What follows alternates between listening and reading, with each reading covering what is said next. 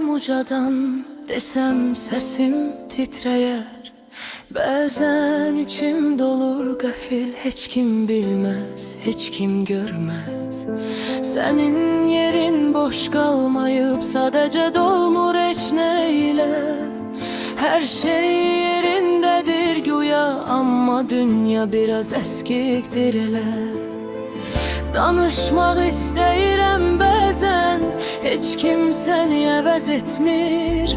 Susuram çünkü bu sükut sənin adını daha yaxşı deyir. Bu ayrılıq vaxtla keçmir, sadəcə öyrəşir ürək. Sən gedən gündən bəri içimdə bir uşaq var, səni gözləyir hələ də. Bəzən güclü görünürəm, bəzən isə tamam boşam. Sən yoxsan deyə bu həyatda mən həmişə biraz yarımam.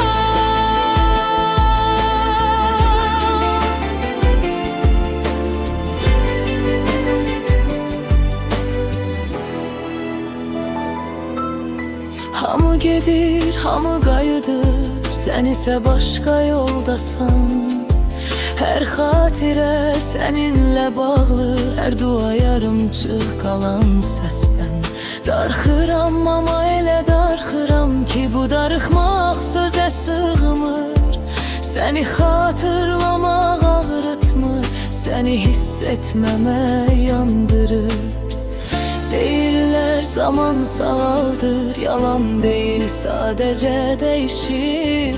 Ağrı azalır bəlkə, amma yoxluğun heç vaxt bitmir.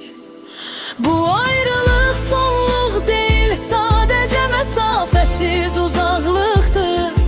Sən burada deyilsən bəlkə, amma hər addımımda varlığındır. Bəzən güclü görünürəm, bəzən tam səssiz qalıram. Sən yoxsan deyə bu həyatda mən həmişə eləz, biraz da çox darxıram. Əgər bir gün hiss etsən qəfil, kimsə səni xatırladı, bil ki o an mən susaraq səninlə danışırdım.